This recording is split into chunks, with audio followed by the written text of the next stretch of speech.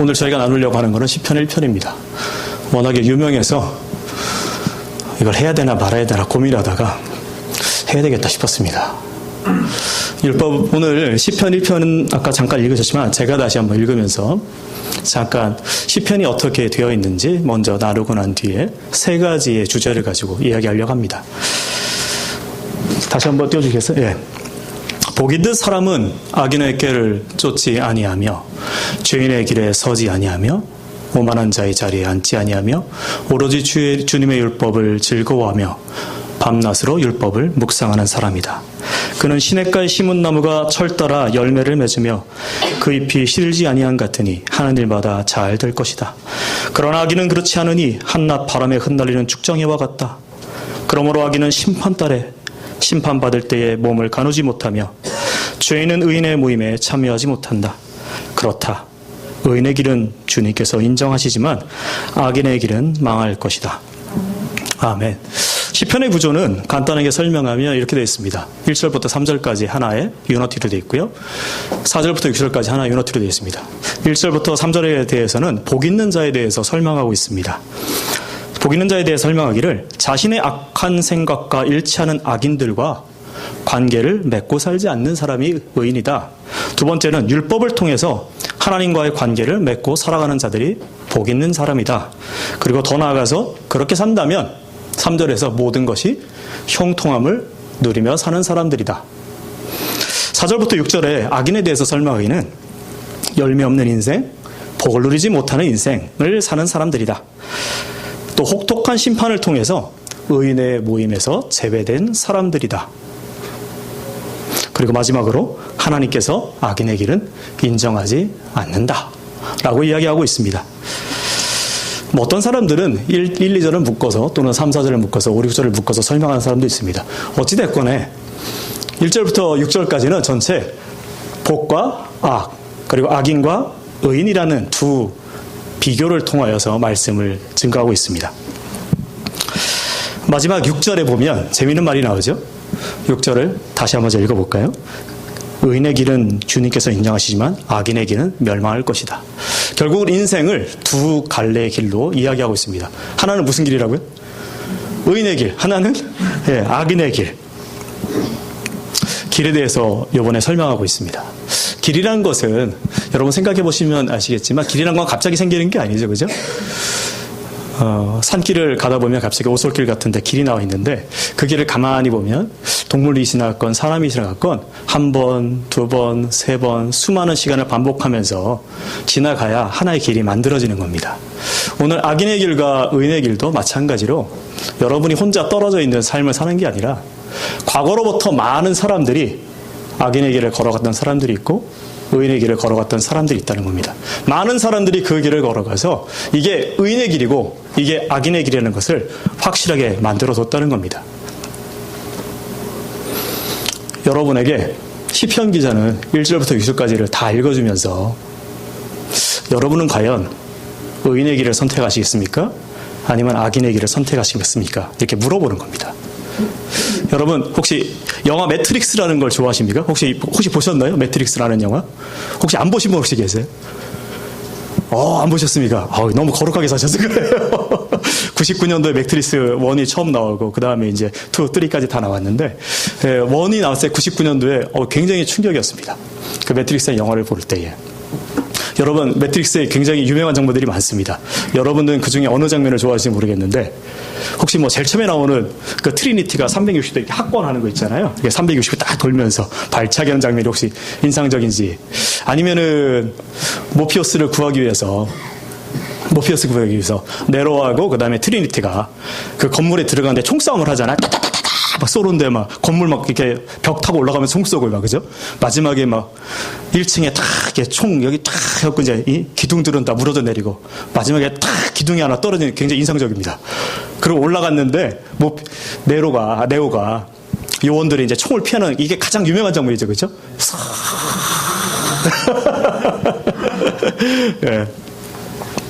아니면 혹시 철학가들이 좋아하는 것처럼 네오가 죽었다가 다시 부활하면서 손으로 탁 이렇게 하니까 요원의 총이 갑자기 딱 정지하는 거예요. 근데 그때 이제 그게 표현하는 거 사실 네오가 신이 되었다는 표현인 거죠. 공간과 시간을 그때 점유하면서 총알이 딱 멈추는 그 순간을 보면서. 여러분은 그런 장면 중에서 어느 걸 가장 인상 깊게 보셨습니까?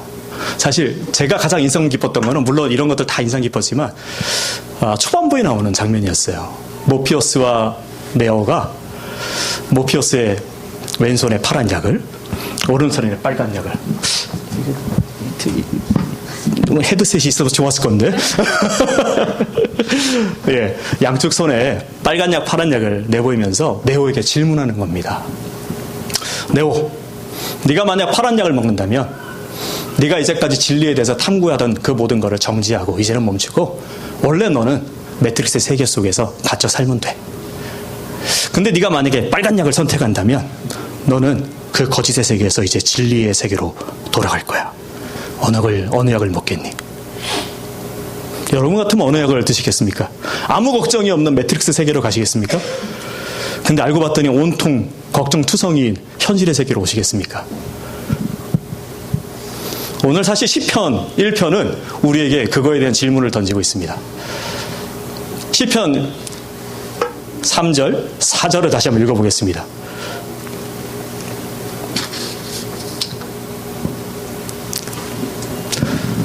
시냇가에 심은 나무가 철 따라 열매를 맞으며 그 잎이 시들지 않은 같으니 하는 일마다 잘 될 것이다.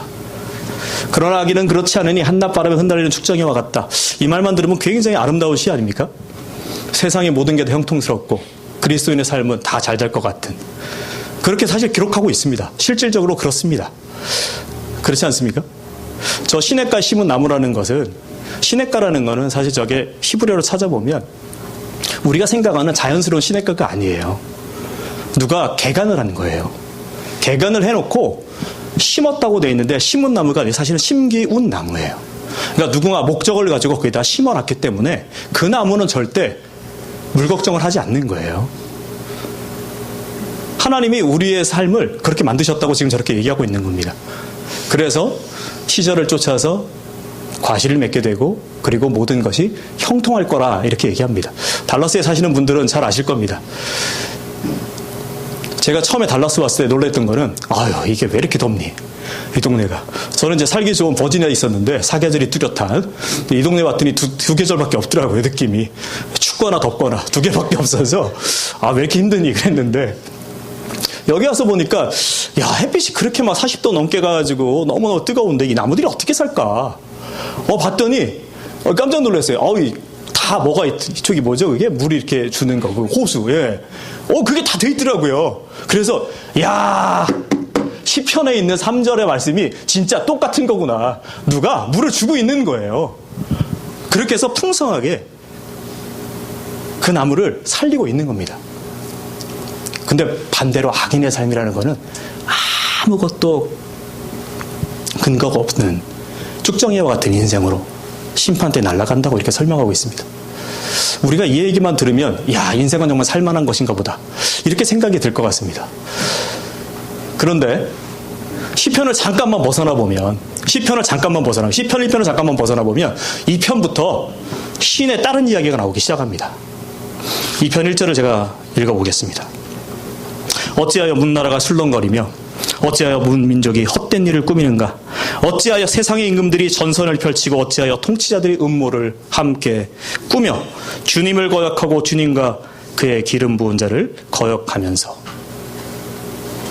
시편 1편만 읽을 때만 해도 하나님 믿는 백성들이 잘 먹고 잘 살고 아주 편하게 사는 줄 알았더니 시편 2편에 가자마자 어떻게 시작하냐면 세상에 있는 모든 나라들이 술렁거리고 군왕과 그 밑에 있는 대신들까지 다 모여가지고 누구를 대적하냐면 하나님을 대적한다고 나오고 있습니다. 여러분이 살고 있는 세상은 시편 1편 3절에서 이야기하는 저 형통한 세상이 아니라는 거예요. 안 믿어지시죠? 그죠? 믿는 분도 계신 것 같아요, 벌써. 우리가 사는 삶이 그렇게 좋은 게 아니었나 보다. 3편을 다시 읽어볼까요? 2편만 그런 게 아니고 3편을 읽어보면 3편 1절 이렇게 말합니다. 여호와여, 나의 대적이 어찌 그리 많은지요. 일어나 나를 치는 자가 많습니다. 그러면서 6절에 가면 천만인이 나를 둘러치고 있습니다. 우리 주변에 있는 원수가 하나 둘이 아니라고 얘기합니다. 얼마나 많은지 천만인이라고 얘기합니다. 좀 약간 과장을 했죠. 천만인. 사실 시편 3편 같은 경우는 자기 아들 압살롬에게 쫓겨갔을 때 사무엘하 17장에 기록되어 있는 내용을 가지고 기록한 겁니다. 그때 압살롬한테 쫓겨갔을 때 다윗을 죽이기 위해서 아히도멜이라는 사람이 12,000명을 모았어요. 그걸 모으자고 했어요. 그만큼 많은 사람들이 다윗을 죽이려고 했던 겁니다. 다윗이 하나님을 믿는 사람이잖아요. 하나님께 기름 부음 받은 사람이잖아요. 근데 그러면 그의 삶이 좀 편안해져야 되는데 어째 전혀 그런 것 같지 않습니다. 그죠? 여러분은 구원받은 자들입니까? 대답 안 하세요? 구원받은 자들이십니까? 아멘? 이쪽만 아멘 하는 것 같아요. 구원론을 하니까 잘못했나 봐. 여러분 구원받는 자들이시죠. 근데 그러면 구원받는 자들이라면 잘 살아야 되는데 말하는 것처럼요. 잘 살아야 되는데 왜 이렇게 됐을까요? 저희가 시편을 가고 73편까지 가면 이것은 더 심해지는 걸 알게 됩니다. 야, 우리가 사는 삶이 그렇게 좋지 않은데? 시편을 제가 짧게 한번 읽어보겠습니다. 하나님, 어찌하여 멀리 서시며 어찌하여 환난 때에 숨으십니까? 약한 자가 교만하여 가련한 자로 심히 군박하오니 저희로 자기의 베푼기에 빠지게 하소서. 악인은 그 마음에 소욕을 절하며 탐내하는 자는 여호와를 배반하여 멸시합니다. 악인은 그 교만한 얼굴로 말하기를 여호와께서 이를 보지 않는다. 쳐다도 안 봐. 그러기에 그 사람들의 생각 속에서는 하나님이 없다 합니다.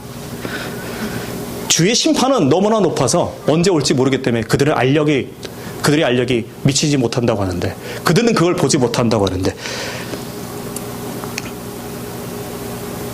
그러면서 그들의 마음속에 이렇게 외칩니다. 나는 요동치 아니할 거야. 내가 가진 기반은 튼튼하기 때문에 요동치 아니할 거야. 나는 그래서 환난을 당치 아니할 거야. 악인이 이야기하는 게 이거예요. 심판이 없기 때문에 내 눈에 심판이 보이지도 않고 그렇기 때문에 내 마음에 하나님이 없어. 그러니까 나는 하고 싶은 대로 다 할 거야. 내가 갖고 있는 기반은 튼튼하고 누구도 이 기반을 흔들 수 없어. 마지막에 그 요동치 않는다, 흔들지 않는다는 말을 NIV 성경 같은 경우는 해피라고 번역했어요. 나의 삶은 해피해. 해피하다고. 왜요? 정치적으로 힘이 있죠. 경제적으로 돈이 많죠. 부족한 게 뭐가 있겠어요? 해피하죠. 여러분, 시편 기자가 이야기하는 삶은 1편하고 어째 이렇게 2편, 3편 쭉 가면 갈수록 왜 이렇게 더 다른지 모르겠습니다. 현실의 삶이 왜 이렇게 다른지 모르겠어요.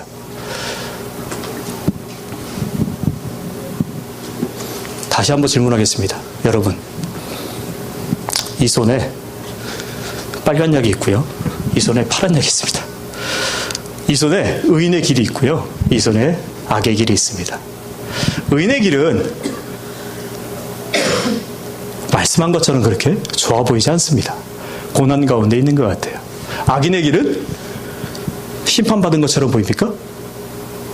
전혀 그러지 않죠? 어떻게 보이죠? 세상의 왕으로서 살아가는 길입니다. 여러분, 두 길이 있습니다. 여러분 같으면 어느 길을 선택하시겠어요? 처음에 질문할 때하고 좀 달라지죠, 그죠? 처음에 질문할 때는 의인의 길을 무조건 선택해야지 했는데 갑자기 이제 생각이 좀 바뀝니다. 이게 내가 잘못했나 보다. 의인의 길을 계속 가야 되나? 시편 기자가 오늘 이야기하고 싶은 게 그겁니다.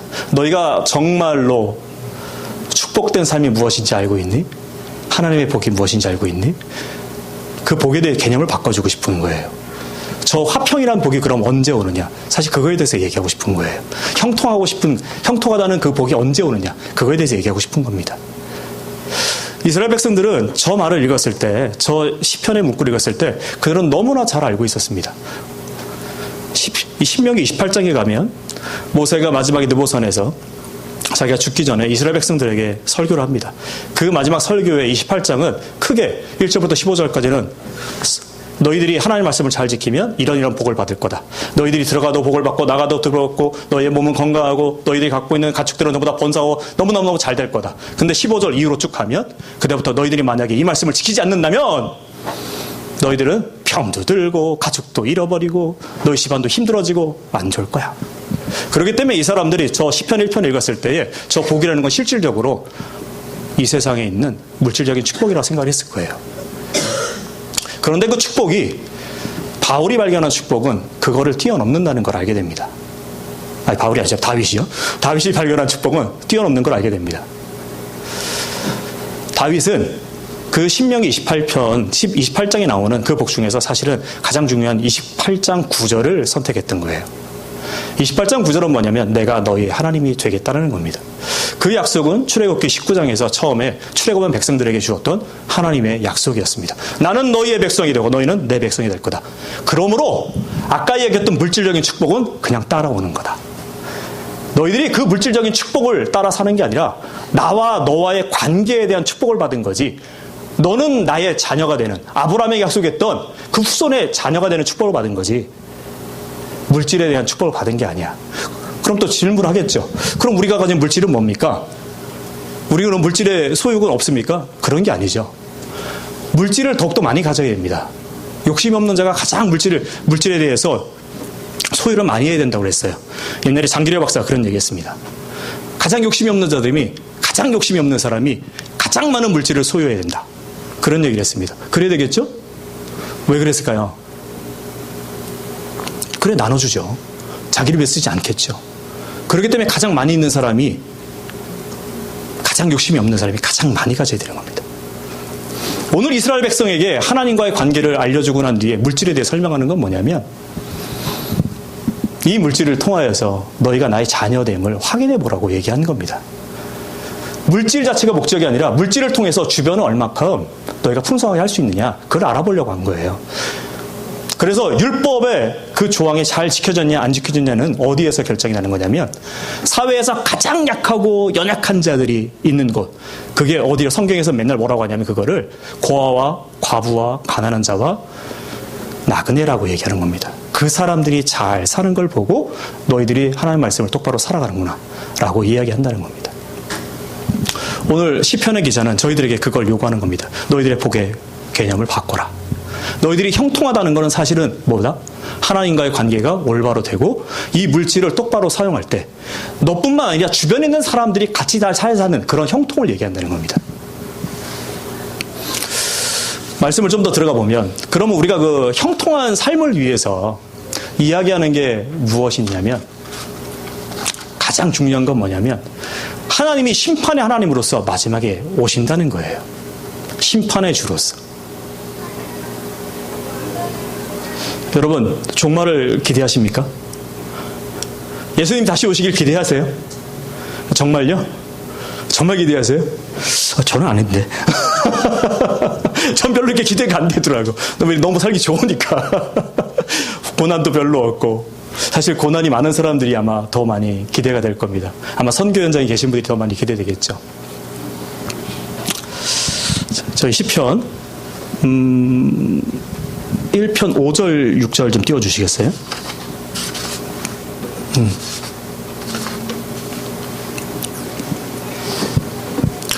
우리가 이거를 볼 때마다 생각이 드는 게 그거예요. 시편, 왜 기자가 아까 얘기했죠? 2편, 3편, 뭐 10편, 73편, 뭐 쭉 이미 시편 기자 뭐 다 있었다면 그 모든 아픔을 다 겪었던 사람인데 왜 자기가 현실에서 이렇게 힘들었는데 차라리 힘들다고 쓰지?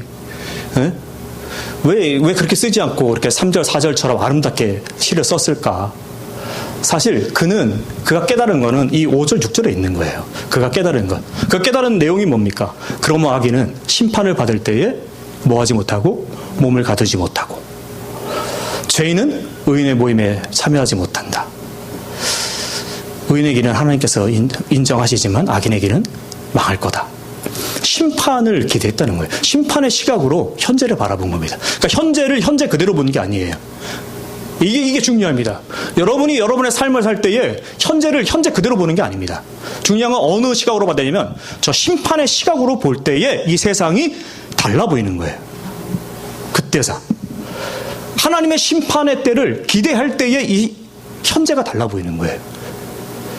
그러면 5절과 6절에 들어있는 함축되어 있는 여러 가지 뜻이 있어요.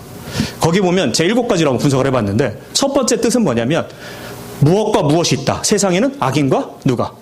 죄인들이 존재하고 있다는 거예요. 율법을 묵상하고 있는 의인이 있고 율법에 무시하고 살아가는 죄인이 있다는 겁니다. 다음으로는 이 의인과 죄인을 구분하는 누가 계시냐면 하나님이 계시는 겁니다. 중요한 건 하나님이 저 종말에만 계시는 게 아니고 이 땅에 살아서 지금도 숨 쉬면서 너희가 죄인이고 너희가 선인이야 라고 얘기하고 있다는 거예요. 두 번째 조건이 그거예요. 그럼 세 번째는 그럼 하나님과 선함과 악이 그 기준을 제시하는 분이 이분이 정말 좋은 분이냐? 여러분이 믿고 있는 신이 정말 좋은 분이냐 아니냐를 어떻게 알겠어요? 만약에 우리가 믿고 있는 신이 나쁜 사람이면 어떻게 하겠습니까? 옛날에 패스파인더라는 영화를 보니까 멜 깁슨이 왜 그런 영화를 만들었는지 모르겠는데 패션 오브 크라이스트를 만들고 갔는데 왜 또 그런 패스파인더를 만들어가지고 헷갈리게 영화를 안 보셨구나. 예. 패션 오브 크라이스트에서는 굉장히 그리스도에 대해서 고난을 너무너무 잘 그리고 정말 그리스도를 믿고 살아야지 이런 생각을 갖고 있는데 패스파인더는 전혀 그런 게 아니에요. 아포칼립스라는 비슷한 장르를 갖고 와가지고 웬 이상한 원시적인 막 사람을 죽이고 막 비가 안 내리니까 누구 맞다 잡아 죽이고 그들의 신에게 섬기면서 만약에 우리가 믿고 있는 신이 그렇게 잘못된 신이라면 어떻게 하겠니 이거예요. 여러분 굉장히 확신 가운데 사시는군요. 우리 하나님은 정말 선하실 거야. 근데 창세기 22장에 갑자기 그 생각이 바뀝니다. 창세기 22장에 어떤 사건이 기록되어 있죠? 우리가 지금 창세기 계속 읽고 있는데 뭐요? 아브라함이 이삭을 바치죠, 그죠? 자기 마음대로? 아니죠, 그죠? 하나님이 명하셨죠. 그때 얼마나 괴로웠는지 모르겠어요, 저는. 만약에 정말 그렇게 악신처럼 보이는 하나님이 계시다면, 악한 신처럼 이제까지 선한 하나님인 줄 알았더니 그럼 어떻게 하겠냐 이거예요. 그러기 때문에 여러분이 하나님에 대해서 직접 정말 하나님께 물어봐야 됩니다. 하나님이 어떤 분인지 알아보셔야 되는 거예요. 근데 하나님은 자기가 선하다는 것을 이미 얘기했습니다. 무엇으로? 다른 사람들이 여러분이 믿고 있는 신이 정말 선한 분이냐 이렇게 물어보면 뭐라고 대답하시겠습니까? 뭐라고 대답하시겠어요? 선한 분이니까. 예. 계속 똑같은 말이 들고 논리의 순환이 계속 예수 그리스도를 보내신 것 때문에 선하다고 얘기하는 거죠. 예수 그리스도를 십자가에 달려 죽게 하심으로써 그가 갖고 있는 공의와 사랑을 거기서 표현했기 때문에 그가 선하다고 얘기하는 거죠. 자신이 직접 자기 아들을 보내셨기 때문에 선하다고 얘기하는 거죠. 우리가 지금 그 하나님을 믿고 있느냐? 그 하나님을 믿고 있다면 우리 현실이 뭐다? 장미꽃 인생이다. 우리가 그 하나님을 믿고 있다면 우리는 시냇가에 심은 나무가 시절을 쫓아 계절을 따라서 열매를 맺듯이 우리가 모든 게 형평할 거다. 그 하나님의 시각으로 현재를 바라본다면 우리의 이 요동치는 그런 삶 가운데서 우리는 지금 평안 가운데 살아갈 거다. 이렇게 얘기하는 겁니다.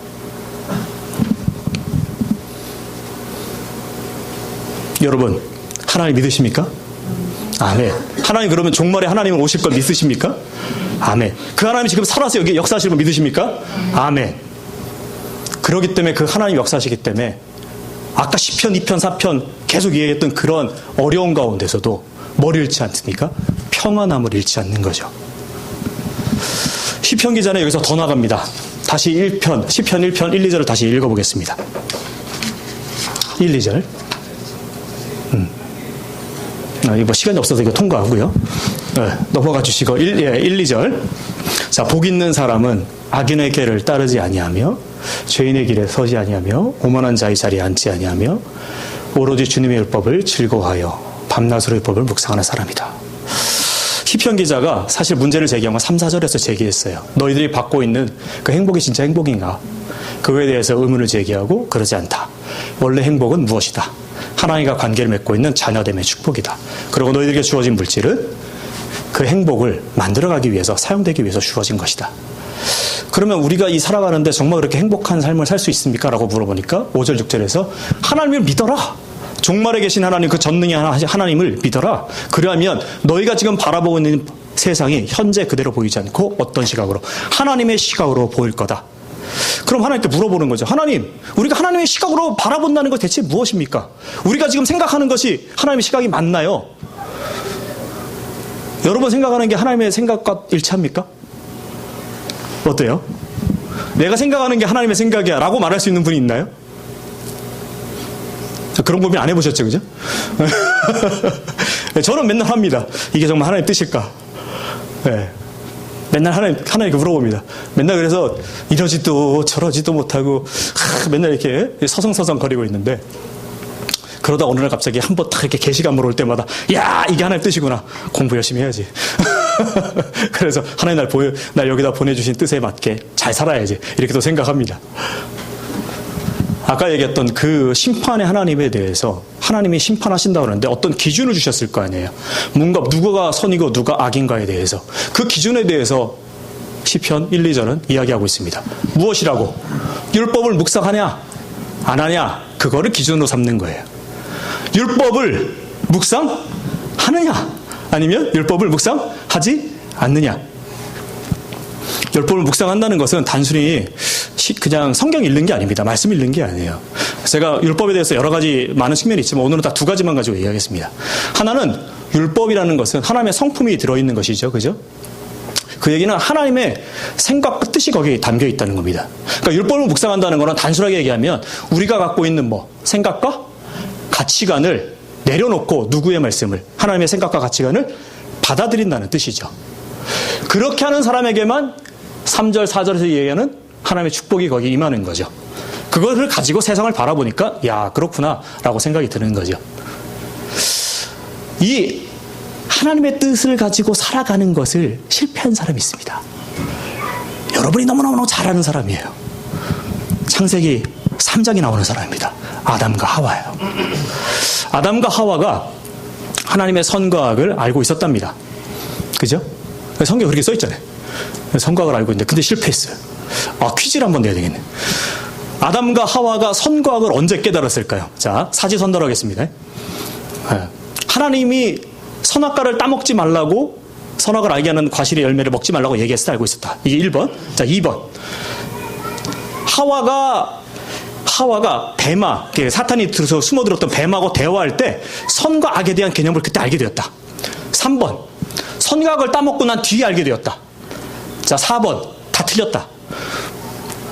자, 대답을 하지 마시고 몇 번이 답인 것 같습니까? 그냥 셋 중 봐도 대부분 3번을 많이 선택하시더라고요.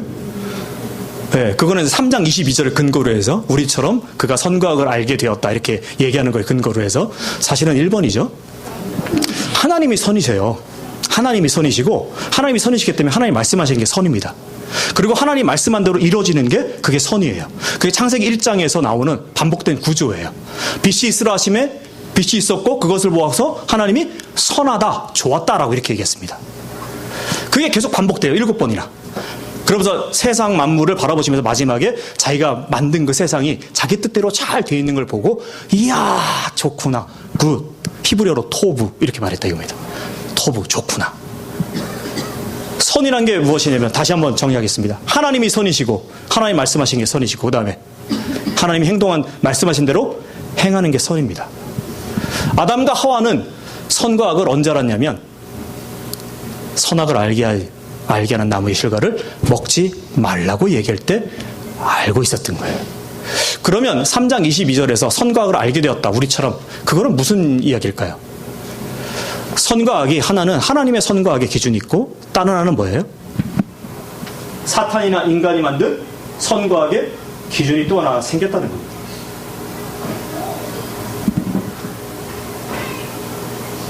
하나님 선과 인간의 선과. 아담과 하와가 그러면 처음에 실수했던 건 뭡니까?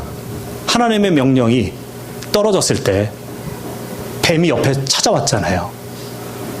뱀이 실수한 거예요. 뱀과 대화한 게. 율법을 묵상한다는 것은 하나님을 대면해 있는 겁니다. 하나님과 대화하겠다는 거예요. 근데 내가 율법을 묵상하지 않는다는 걸 다시 얘기하면 창세기 3장 표현대로 하면 누구와? 뱀과 대화하겠다는 거예요. 사단과 대화하겠다는 거예요. 그러면서 뭘 만들어요? 아까 얘기했죠? 하나님과 선과 악과 다른 무엇을? 인간의 선과 악에 대한 기준을 만들어가는 겁니다. 시편 1절, 2절에서는 그걸 잘 보여주는 겁니다. 2절에 나오는 사람은 하나님의 선과 악에 대한 기준을 갖고 있는 사람이었고 1절에 나온 사람들은 인간의 선과 악의 기준을 갖고 있는 사람들이 서로 모여서 그것을 서로 정당성을 부여해 준 거예요. 정당성을. 악인들이 모이고 죄인들이 모여서 오만한 자들이 모였다는 건 오만한 자들이 내가 잘 옳기 때문에 오만해진 거예요. 그런 모임을 가져갔다는 겁니다. 여러분, 우리가 생명생 교회 공동체로 모였지만 만약에 우리 모임 가운데도 우리가 그 모임의 이야기나 대화나 모든 행동하는 것들이 누구와 하나님 앞에서 대화하지 않는다면 그 모임은 1절에 이야기하는 악인의 모임, 죄인의 모임, 오만한 자의 모임이 되는 겁니다.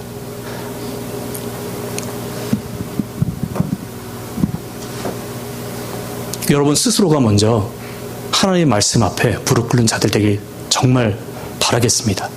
오늘의 우리의 뜻이 아니라 하나님의 뜻이 무엇인지를 알아가는 사람 되기를 원합니다. 그러면 율법을 하나 더 나가면 율법은 첫 번째 목적이 그거라고 했습니다. 선과 악에 대한 기준을 바르게 아는 것이라고 했다면 두 번째는 그 선과 악을 기준을 가지고 무엇을 하느냐 이 문제예요. 율법의 핵심은 사랑이라고 했습니다. 사랑이에요. 공의를 통한 사랑. 하나님의 의를 제대로 실현시키는 사랑. 사랑이에요. 예수님께서 마태복음 22장에서 말씀하신 것도 그거고 많은 이 구약부터 해가지고 신약까지 모든 사람들이 다 얘기하는 게 사랑입니다. 율법을 그럼 지키는 이유는 무엇이냐면 하나님이 예수 그리스도를 통하여서 제대로 보여준 거기에 있습니다. 예수 그리스도의 삶을 잘 이해를 못하니까 사도 바울은 갈라디아 3장과 4장, 5장을 통하여서 설명을 합니다. 그리스도가 너희를 대신하여 3장 이렇게 써 있습니다. 그리스도가 너희를 대신하여 율법에 달린 자 되어서 저주를 받은 자 되었다. 그럼으로써 너희가 생명을 얻은 자 되었다. 그럼으로써 너희가 하나님의 영을 받아서 아들이 되었다. 그럼으로써 너희가 자유를 입은 자 되었다. 그러니 너희는 5장 14절에 너희의 자유를 사랑으로 먹고 살아라. 키워드만 다시 말씀드리겠습니다. 율법을 지키는 의가 우리 안에 없기 때문에 그리스도를 통하여서 율법을 다 지키게 만들었습니다. 그럼으로써 뭐였냐면 그가 우리를 대신해서 죄인이 되었고 우리는 의인이 되었어요. 그거에 대한 결과로 우리는 하나님의 영을 받아서 생명을 얻은 자 되었고 아들이 된 자들이에요. 그러면서 우리는 온전한 자유를 얻게 되었고 그러면서 우리는 그 자유를 실현할 수 있는 사랑으로 묶어서 실현할 수 있는 자가 되었다고 갈라디아 3장부터 5장까지 설명하고 있습니다. 율법을 지킨다는 건 이거예요. 생명과 관련된 거예요. 자유와 관련된 겁니다. 내가 다른 사람을 사랑하기 위해서 내가 십자가에 묶이는 것을 얘기하는 겁니다. 그리스도가 우리를 위해서 십자가에 달려 돌아가셔서 우리를 그의 생명으로 살리신 것처럼 우리 또한 그렇게 살아가라고 얘기하는 겁니다. 그래야만 뭐가 3절과 4절에서 얘기하는 의인의 축복을 그때 알게 되는 거죠. 그 생명을 살릴 때만. 다시 한번 1, 2절을 묶어서 다시 한번 생각해 볼까요? 2절에서 율법을 묵상하는 자들이 이런 삶을 산다고 얘기했는데 그 기뻐하는 삶가들 사는데 율법을 묵상한다는 게 생명과 자유와 다른 사람을 세우는 나는 십자가에 못 박히는 이런 삶이라면 1절에 있는 사람들은 어떻게 하겠습니까? 악한 무리, 죄인의 무리, 교만한 무리들은 생명을 해하고 자기를 높이겠죠? 사람들의 자유를 빼앗겠죠? 다른 사람들을 하나님 앞에 세우려고 노력하지 않는 겁니다. 여러분, 율법을 정말 잘 묵상하길 바라겠습니다. 율법이 말하는 걸 정말 잘 실현했으면 좋겠습니다. 내 생각보다 하나님 뜻이 저 위에 있기를 바라고 내가 지금 말하고 행동하고 이런 모든 것들이 율법이 말하는 사랑과 남을 살리고 그리고 남을 자유롭게 하고 남을 하나님 앞에 온전히 홀리하게 만드는 홀리니스죠. 그 거룩하게 만드는 삶으로 살아가길 바라겠습니다. 그렇게 사는 사람이라만이 시편 1편 3절에서 4절에서 이야기하는 그 축복과 그리고 악인들의 모습을 이해하게 되는 겁니다. 히브리어에 토라라는 말이 지금 우리가 말하는 율법 말씀입니다. 근데 부모라는 말은 호라라는 뜻이에요. 그리고 선생이라는 말은 모라라는 뜻이에요. 모라라는 게 있어요. 그러니까 전부 다 토라, 호라, 모라, 라라라라 이렇게 끝나죠. 그죠? 그러니까 뭔가 이게 비슷한 거 아닙니까? 네. 이게 원래는 똑같은 어근을 가지고 있어. 야라라는 동사인데 던지다라는 동사예요. 그러니까 히브리인들이 생각할 때 토라는 하나님의 성품에다가 돌을 던져봤더니 하나님의 뜻이 쫙 이렇게 밝혀졌다는 거예요. 그게 토라예요. 근데 호라는 뭐냐면 그런 성품을 배운 사람들이 누가? 부모가 집에서 자식들에게 하나님의 성품을 던져주는 사람으로 너희들 있으라는 거예요. 그리고 모라는 선생은 그 하나님의 공의를 사람들에게 가르쳐주는 사람으로 있으라는 겁니다. 저는 우리 생명생 공동체가 하나님의 말씀을 바르게 깨달아서 지금 이야기한 저 호라모라의 삶을 살았으면 좋겠습니다. 부모님과 선생으로서 하나님의 뜻이 무엇인지 정말 바르게 알고 다른 사람의 생명을 살리는 그런 자로 섰으면 좋겠습니다.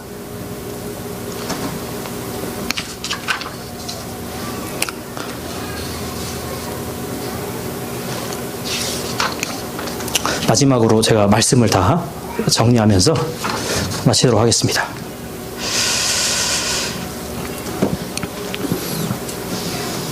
시편 1편 3절에서 4절에서 이야기하는 그 축복은 현재에서 보여지는 축복이 아니라 하나님의 종말의 자리에서 보여줄 수 있는 축복입니다. 그 축복을 깨닫는 사람은 어떤 사람이냐면 하나님의 종말의 시각에서 끝의 시각, 심판의 관점을 갖고 하나님이 지금 이 시간에 살아계시고 그 살아계신 하나님이 마지막 때에 우리를 심판하신다는 걸 믿는 사람들에게 주어진 축복입니다.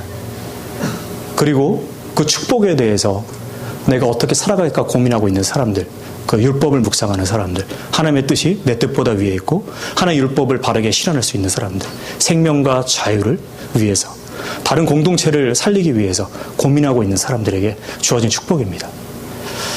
저는 여러분에게 이 축복이 있기를 바라겠습니다. 의인의 길이 여기 있습니다. 여기 악인의 길이 있습니다. 여기 보이기에는 의인의 길은 가시밭길이고 십자가의 길입니다. 악인의 길은 지금 현 세대에 볼 때는 형통하고 그들에게는 심판도 없는 것처럼 보입니다. 여러분은 이 두 길 가운데 어느 길을 선택하시겠습니까? 저는 여러분이 이쪽 의인의 길을 선택하길 바라겠습니다. 기도하겠습니다.